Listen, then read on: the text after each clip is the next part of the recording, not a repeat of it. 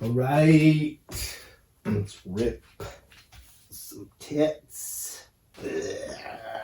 Woo! Hey everybody. Hey girl. It's your boy Kyle. Still doing this. If just one person is still entertained by this, I'll probably stop. If there's two, I'll keep going. But if only one person's listening, I'll just tell you to go read the book yourself. Anyway, you know what it is. You know why we're here. PD with Kai K. Public domain with Kyle K. Nobody's looking at this one for everybody knows. We all know what's going on here, so let's do it.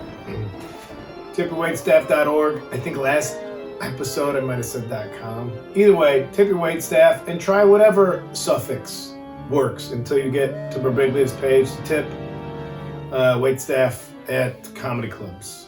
That's what I'm promoting. I'm doing it as well. I've given to ROC United, which is good. I've given to GiveTogetherNow.org is a great one. And, Fortune Themes started a real good one. I gotta find a link for that. But I'll find the link and I'll email along. So Michael can put it here right now. For Fortune's that was a good one because I think it was based in New Jersey, but that charity they raise money to give to local restaurants to make food for healthcare workers. So you're supporting restaurants and in turn supporting healthcare workers. Great idea. I like that one. Alley-ooping through the community. And chapter 11. Boy, are we not chugging along. Dracula, let's do it. Chapter 11, Lucy Westenra's diary. Remember last time she was sick? Oh, her cheeks are red, her cheeks are pale, her cheeks are pink, her cheeks are of wand to grasp color. It's all about the cheek color. Anyway, here we go. It's her diary, Lucy Westenra's diary. September 12th. I'll probably skip this because this broad gets real uselessly wordy. Just not given anything that's... It's a lot of, September 12th. How good they are all to me. I quite love that dear Dr. Van Helsing and wonder why he was so anxious about these flowers. He positively frightened me. He was so fierce, and yet he must have had a right, for I feel comfortable from them already.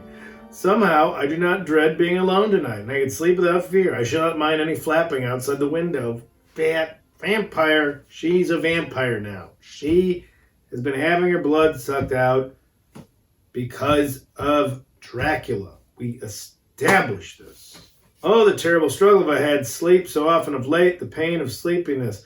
What if does it alley-oop? Because then they'll become... All right, I hate to jump ahead, but this book's, it's gotten into a real midsection of real doldrums. Do they become vampires because of the transfusion? Fuck. That sucks. Oh, the pain of sleeplessness, the pain of the fear of sleep, with such unknown horrors as it has for me. How blessed are some people whose lives have no fears, no dreads, to whom sleep is blessing. Well, here I am tonight, hoping for sleep, and lying like Ophelia in the play, with virgin krantz and maiden struments. I never liked garlic before, but tonight it is delightful. There's a peace in its smell. I feel for sleep is coming. Good night, everybody. Who the fuck writes good night, everybody, in their own diary? Dr. Seward's diary. 13th September. Called at the Berkeley and found Van Helsing, as usual, up to time. The carriage ordered from the hotel was waiting. The professor took his bag, which he always brings with him now. Let all be put down exactly. Van Helsing and I arrived at Hillingham at 8 o'clock. It was a lovely morning. The bright sunshine and all the fresh feeling of early autumn seemed like the completion of nature's annual work. The leaves were turning to all kinds of beautiful colors, but had not yet begun to drop from the trees. When we entered, we met Miss Westenra coming out of the morning room. She was always an early riser. She greeted us warmly and said, "You will be glad to know that Lucy is better. The dear child is still asleep. I looked into her room and saw her, but did not go in, lest I should disturb her." The professor smiled and looked quite jubilant. His hands rubbed together and said, "Aha! I thought I had diagnosed the case. My treatment is working." To which she answered, "You must not take all the credit to yourself, Doctor. Lucy's state this morning is due in part to me."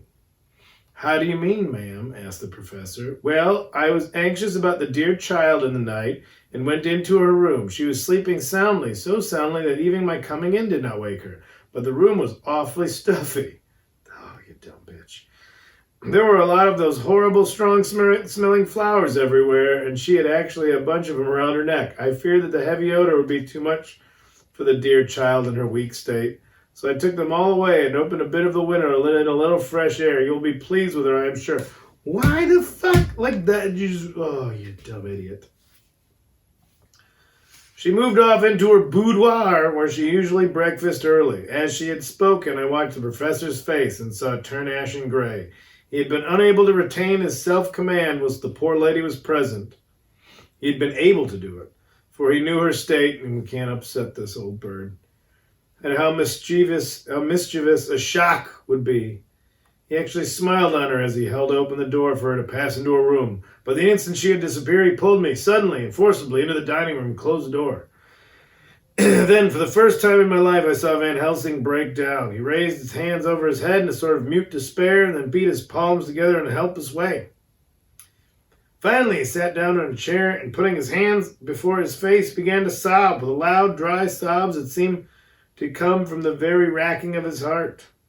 Then he raised his arms again, as though appealing to the whole universe. God, God, God, he said. What have we done? What has this poor thing done that we are so sore beset? Is there fate amongst us still, sent down from the pagan world of old, that such things must be in such a way? This poor mother, all unknowingly, and all for the best, does she think, does such thing as lose her daughter, body and soul, that we must not tell her, we must not even warn her, or she die, then both die. Oh, how we are beset. Oh, how are all the powers of the devils against us. Suddenly he jumped to his feet. Come, he said, come, we must see and act, devils or no devils, or all the devils at once, it matter not, we fight him all the same. He went to the hall door for his bag, and together went up to Lucy's room. We went up to Lucy's room. Once again I drew up the blind whilst Van Helsing went towards the bed. This time he did not start as he looked on the poor face with the same awful waxen pallor as before. He wore a look of stern sadness and infinite pity. As I expected, he murmured, with that hissing inspiration of his, which meant so much. Without a word, he went and locked the door and began to set out on the little table the instruments for yet another operation of transfusion of blood. I had long ago recognized the necessity and begun to take off my coat, but he stopped me with a warning hand. No, he said, today you must operate. I shall provide. You are weakened already. As he spoke, he took off his coat and rolled up his shirt sleeve. Again the operation, again the narcotic, again some color, some return of color to the ashy cheeks, and the regular breathing of healthy sleep. This time I watched whilst Van Helsing recruited himself and rested. Presently he took an opportunity of telling Miss Westenra that she must not remove anything from Lucy's room without consulting him. But the flowers were of medicinal value, and the breathing of their odor was part of the system of the cure. Then he took over the care of the case himself, saying that he would watch this night and the next and would send me word when to come. After another hour, Lucy waked from her sleep, fresh and bright, and seemingly not much worse for her terrible ordeal. What does it all mean? I'm beginning to wonder if my long habit of life amongst the insane is beginning to tell upon my own brain. Did I hit record? I've just got to make sure again because I forget these things now. Oh yeah, we're firing. We're firing. Okay, all right. Brief interruption. It's getting hot in the garage here. All right. 2 weeks ago, I was wearing a winter hat doing this out here, and now it's like 90 degrees. Lucy Westenra's diary. Oh, you know, this genius that says goodbye, everybody, at the end of her own diary entries. September 17th, 4 days and nights of peace. I am getting so strong again that I hardly know myself. It is as if I had passed through some long nightmare and had just awakened to see the beautiful sunshine and feel the fresh air of the morning around me. I have a dim half-remembrance of long anxious times of waiting and fearing, darkness in which there is not even the pain of hope to make present distress more poignant. And then long spells of oblivion, the rising back to life as a diver coming up through a great press of water. Since, however, Dr. Van Helsing has been with me, all of his bad dreaming seems to have passed away. The noises that used to frighten me out of my wits, the flapping against my windows, The distant voices which seemed so close to me, the harsh sounds that came from I know not where and commanded me to do I know not what, have all ceased. I go to bed now with any fear of sleep. I do not even try to keep awake. I've grown quite fond of the garlic. And a box full arrives for me every day from Haarlem. Tonight, Dr. Van Helsing is going away, as he has to be for a day in Amsterdam. But I need not be watched. I am well enough to be left alone, thank God for mother's sake and dear Arthur's. And for all our friends who have been so kind, and shall not even feel a charge. For last night, Dr. Van Helsing slept in his chair a lot of the time. I found him asleep twice when I woke, but I did not fear to go sleep again. Excuse me, sorry. But I did not fear to go to sleep again, although the bows or bats or something flapped almost angrily against the window panes. The Pall Mall Gazette, 18th of September. Who was this written by? My great aunt? The Pall Mall Gazette, 18th of September. The escaped wolf, perilous adventure of our interviewer. Interview with the keeper in the zoological gardens. After many inquiries and almost as many refusals, and perpetually using the words Pall Mall Gazette as a sort of talisman, I managed to find the keeper of the section of the zoological gardens in which the wolf department is included. Thomas Builder lives in one of the cottages in the enclosure behind the elephant house, and was just sitting down to his tea when I found him. Thomas and his wife are hospitable folk, elderly, and without children. And if the specimen I enjoyed of their hospitality be of the average kind, their lives must be pretty comfortable. The keeper would not enter on what he called business until the supper was over, and we were all satisfied. Then, when the table was cleared, he had lit his pipe and said, "Now, sir, you can go on and ask me what you want." That's how it's spelled. "You'll excuse me." Oh, it's one of these fucking things where they write how they talk. "You'll excuse me from refusing to talk of professional subjects afore meals. I gives the wolves and the jackals and the hyenas in all our section their tea afore I begins to ask them questions." "How do you mean, ask them questions?" I queried, wishful to get him into a talkative humor. "Eating of them over the head with a pole is one way, scratching on their ears is another. When gents is as flush wants a bit of a show-off to their gals. I don't so much mind the fuss the eating with a pole afore I chucks in their dinner, but I waits till they've had their sherry and coffee, so to speak, afore I tries on with their ear scratching, mind you." He added philosophically, "There's a deal of the same nature in us as in them there animals. Here you a coming and asking me questions about my business, and then I grumpy like that I only for your bloomin' arf-quid I'd a seen you blowed fussed 'fore I'd answer. Not even when you asked me sarcastic like if you'd asked the superintendent if you might ask me questions. Without offense, did I tell you to go to hell? You did. And when you said you report me for using of obscene language that was hitting me over the head, but Arfquid made that all right. If I weren't a-going to fight, so I waited for the food. Oh, fucking this shit. And did with my owl as the wolves and lions and tigers does. But Lord love your art, now that the old woman has stuck a chunk of her tea cake in me and rinsed me out with her bloomin' old teapot, I've hit up. You may scratch my ears for all you're worth. I won't even get a growl out of me. Drive along with your questions. I know what you're coming at, that there escaped wolf.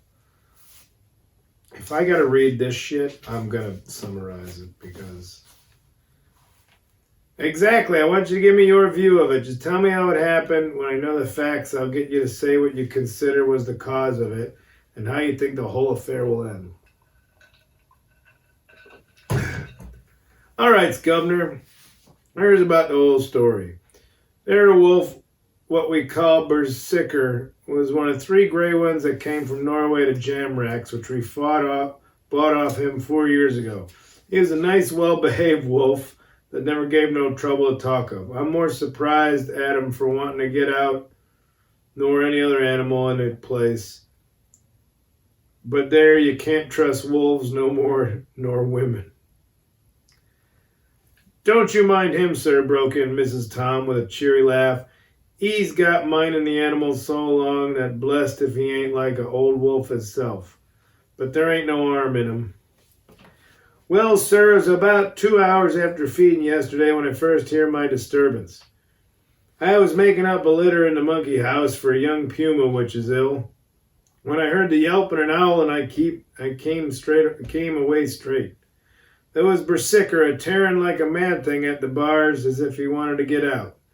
There wasn't much people about that day, and close at hand was only one man, a tall, thin chap, with a hook nose and a pointed beard, and a few white hairs running through it. He had a hard, cold look in his red eyes, and I took a sort of mislike to him, for it seemed as if they was irritated at. He had white kid gloves on and is pointing out the animals and says, Keeper, these wolves seem upset at something. Maybe it's you, says I, for I did not like the airs as he gives himself. He didn't get angry as I hope he would.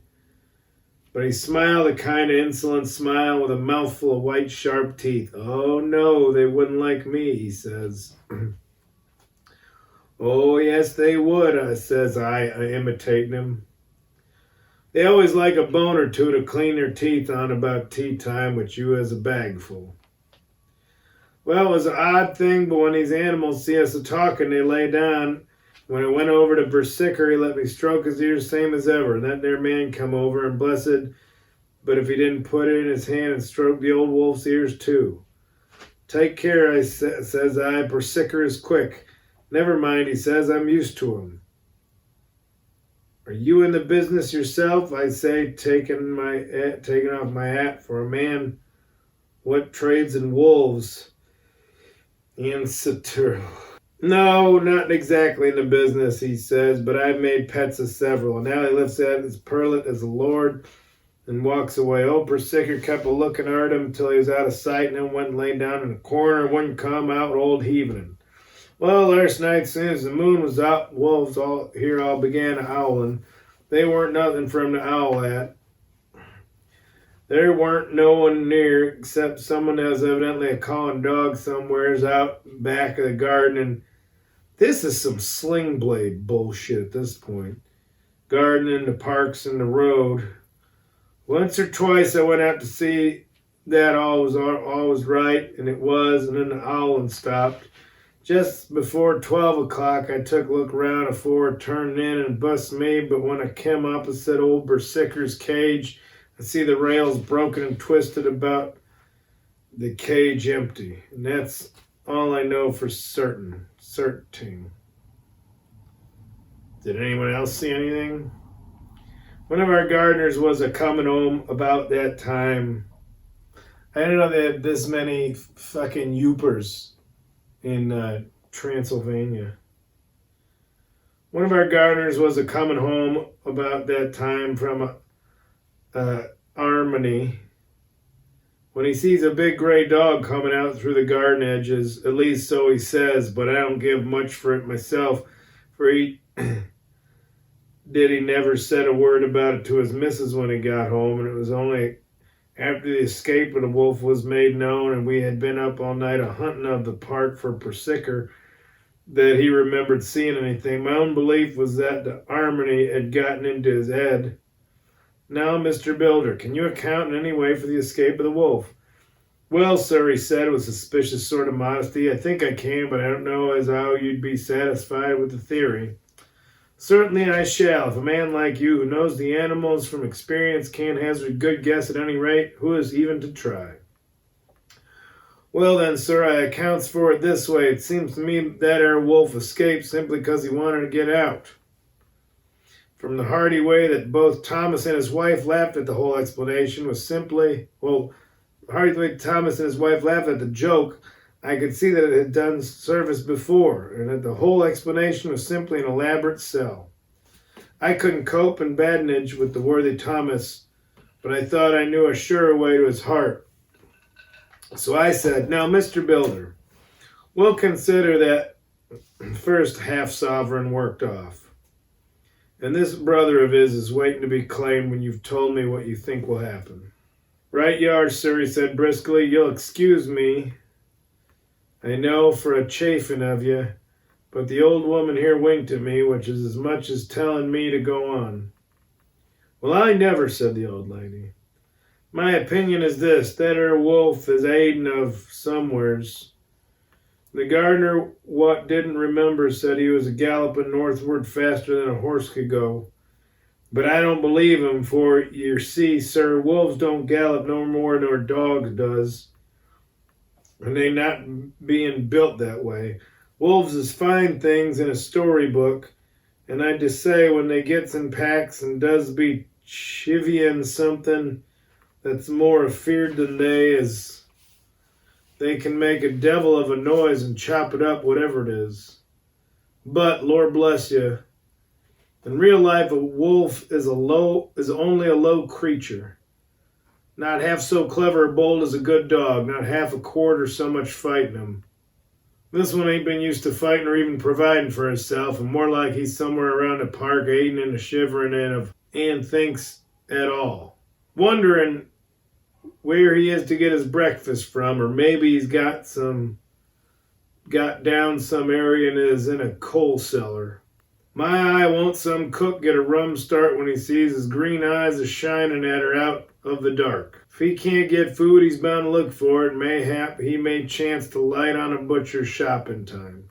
If he doesn't, and some nursemaid goes a-walking off with a soldier, leaving of the hinfant in the perambulator, well then, I shouldn't be surprised if the census is one baby the less. That's all. I guess the census is going to be a little bit lower. So wolf ate your child. This is a pain in the ass to read, but I like this guy. I was handing him the half-sovereign when something came bobbing up against the window, and Mr. Builder's face doubled its natural length of surprise. God bless me, he said, if there ain't old Bersicker come back by himself. He went to the door and opened it, a most unnecessary proceeding, it seemed to me. I've always thought that a wild animal never looks so well as when some obstacle of pronounced durability is between us. A personal experience has intensified rather than to diminish that idea. After all, however, there's nothing like custom, for neither Builder nor his wife thought any more of the wolf than I should of a dog. The animal itself was as peaceful and well-behaved as that father of all picture wolves, Red Riding Hood's quondam friend, whilst moving her confidence in masquerade. The whole scene was an unutterable mixture of comedy and pathos. The wicked wolf that for half a day had paralyzed London and set all the children in the town shivering in their shoes was there in sort of a penitent mood, and was received and petted like a sort of vulpine prodigal son. Old Builder examined him all over with most tender solicitude, and when he had finished with his penitent, said, There, I knew the poor old chap would get into some kind of trouble, didn't I say all along? Here his head all cut and full of broken glass. He's been a-getting over some bloomin' wall or other. It's a shame that people aren't allowed to top their walls, that people are allowed to top their walls with broken bottles. This here's what comes of it. Come along, Bersicker. Where did I see that last?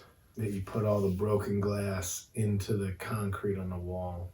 I don't know. I think it's a good move.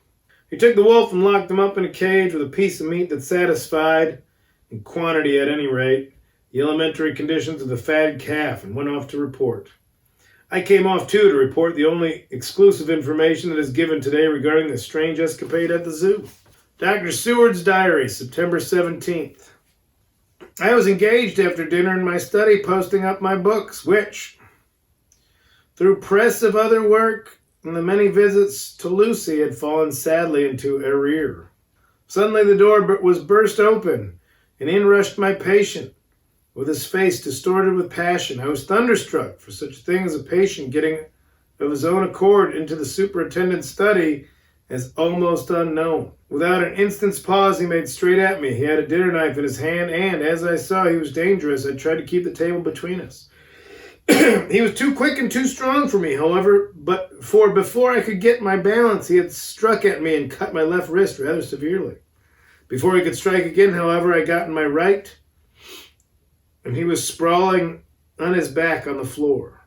My wrist bled freely, and quite a little pool trickled onto the carpet. I saw that my friend was not intent on further effort and occupied myself binding up my wrist, keeping a wary eye on the prostrate figure all the time. When the attendants rushed in and we turned our attention to him, his employment positively sickened me. He was lying on his belly on the floor, licking up like a dog. Werewolf. The blood which had fallen from my wounded wrist. He was easily secured, and to my surprise, went with the attendants quite placidly, simply repeating over and over again, "The blood is life! The blood is the life!" I gotta be honest, I did not know that werewolves were also like vampires. Makes sense. Always had them separated. I cannot afford to lose blood just at present. That's right, he gave some. I have lost too much of late for my physical good, and then the prolonged strain of Lucy's illness and its horrible phases is telling on me. What if? Oh, man. What if this dude, who's a werewolf, if Seward, by my theory, becomes a vampire because his blood has been taken by Dracula? What happens if the werewolf has Dracula blood? Vampire werewolf. That's crazy. Because like a werewolf, the whole thing is like it's once a month, and then you get a break. But then during that break, you're like, oh, I'm also a vampire. I'm overexcited and weary, and I need to rest. Happily, Van Helsing has not summoned me, so I need not forego my sleep tonight. I could not well do without it. Telegram, Van Helsing, Antwerp to Seward, Carfax. Sent to Carfax, Sussex, as no county given, delivered late by 22 hours. Uh-oh. And don't get alarmed with COVID, with my coughing. It's because if I talk too much, it throws up, and I've been drinking all day, so it throws up a lot. Got a lot of GERD. 17 September. Do not fail to be at Hillingham tonight. If not watching all the time, frequently visit and see that flowers are as placed. Very important. Do not fail. Shall be with you as soon as possible after arrival. But it was 22 hours late. Dr. Seward's diary. 18th September. Just off for train to London. The arrival of Van Helsing's telegram filled me with disarray. A whole night lost. And I know by bitter experience what may happen in a night. Of course it is possible that all may be well, but what may have happened? Surely there is some horrible doom hanging over us, that every possible accident should thwart us in all we try to do. I shall take the cylinder with me, and then I can complete my entry on Lucy's phonograph. Memorandum left by Lucy Westenra. 17th September night. I write this and leave it to be seen, so that no one may, by any chance, get into trouble through me. This is an exact record of what took place tonight. I feel I am dying of weakness, and have barely the strength to write, but it must be done if I die in the doing. I went to bed as usual, taking care of the flowers at places Dr. Van Helsing directed, and soon fell asleep. I was waked by the flapping at the window, which had begun after that sleepwalk on the cliff at Whitby when Mina saved me. That's when she got bit by the Dracula, and which now I know so well. I was not afraid, but I did wish that Dr. Seward was in the next room, as Dr. Van Helsing said he would be, so that I might have called him. I tried to go to sleep, but could not. Then there came to me the old fear of sleep, and I determined to keep awake. Perversely, sleep would try to come then when I did not want it. So, as I feared to be alone, I opened my door and called out, "Is anybody there?" There was no answer. I was afraid to wake Mother, so I closed my door again. Then outside in the shrubbery, I heard a sort of howl like a dog's, but more fierce and deeper. I went to the window and looked out, but could see nothing, except a big bat, which had evidently been buffeting its wings against the window. So I went back to bed again, but determined not to go to sleep. Presently the door opened, and Mother looked in, seeing by my moving that I was not asleep, came in and sat by me. She said to me even more sweetly and softly than her wont, "I was uneasy about you, darling, and came in to see that you were all right." I feared she might catch cold sitting there, and asked her to come in and sleep with me. So she came into bed and lay down beside me. She did not take off her dressing gown, for she said that she would only stay a while and then go back to her own bed. As she lay there in my arms and I in hers, the flapping and buffeting came to the window again. She was startled and a little frightened and cried out, "What is that?" I tried to pacify her and at last succeeded, as she lay quiet, but I could hear her poor dear heart still beating terribly. After a while there was the low howl again out in the shrubbery, and shortly after that there was a crash at the window, and a lot of broken glass was hurled on the floor. Uh-oh. Old Double Dub's coming in. Werewolf. Old Berserker making his way.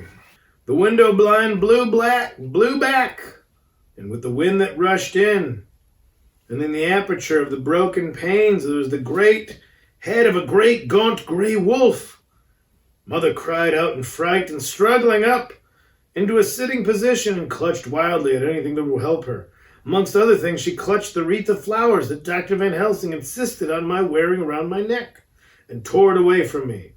For a second or two she sat up, pointing at the wolf, and there was a strange and horrible gurgling in her throat. Then she fell over as if struck with lightning, and her head hit my forehead and made me dizzy for a moment or two. The room and all around seemed to spin round. I kept my eyes fixed on the window, but the wolf drew his head back, and a whole myriad of little specks seemed to come blowing in through the broken window, and wheeling and circling round like a pillar of dust that travelers describe when there's a simoon in the desert. Simoon? I don't know. I tried to stir, but there was some spell upon me, and my dear mother's poor body, which seemed to grow cold already, for her dear heart had ceased to beat, weighed me down, and then I remembered no more for a while. The time did not seem long, but very, very awful, till I recovered consciousness again. Somewhere near, a passing bell was tolling. The dogs all around the neighborhood were howling, and in our shrubbery, seemingly just outside, a nightingale was singing. I was dazed and stupid with pain and terror and weakness, but the sound of the nightingale seemed like the voice of my dear mother come back to comfort me. The sound seemed to have awakened the maids, too, for I could hear their bare feet pattering outside my door. I called to them, and they came in, and when they saw what had happened and what it was that lay over me on the bed, they screamed out. The wind rushed in through the broken window, and the door slammed to. They lifted off the body of my dear mother, and laid her, covered her up with a sheet, on the bed after I had got up. They were all so frightened and nervous that I directed them to go to the dressing room and each have a glass of wine. I like this household. The door flew open for an instant and closed again. The maid shrieked and then went in on a body to the dining room. And I laid what flowers I had on my dear mother's breast. When they were there, I remembered what Dr. Van Helsing had told me, but I didn't like to remove them. And besides, I would have some of the servants sit up with me now. I was surprised that the maids did not come back. I called them, but got no answer, so I went to the dining room to look for them. My heart sank when I saw what had happened to them. They all four lay helpless on the floor, breathing heavily. The decanter of sherry was on the table half full, but there was a queer, acrid smell about. I was suspicious and examined the decanter. It smelt of laudanum, and looking on the sideboard, I found that the bottle which Mother's doctors used for her, was empty. What am I to do? What am I to do? I am back in the other room with Mother. I cannot leave her, and I am alone, save for the sleeping servants, whom someone has drugged. Alone with the dead. I dare not go out, for I can hear the low howl of the wolf through the broken window. The air seems full of specks, floating and circling in the draught from the window, and the lights burn blue and dim. What am I to do? God shield me from harm this night. I shall hide this paper in my breast, where they shall find it when they come to lay me out. My dear mother gone, it is time that I go too. Goodbye, dear Arthur. If I should not survive this night, God keep you, dear, and God help me. Now, getting into it. Chapter 11, coming in with some business. Yes. Woo! That's what I'm talking about. Werewolves, vampires, action. All right. Thanks for watching, you two. I say YouTube or did I say YouTube? I think I said YouTube. You know. Woo, girl.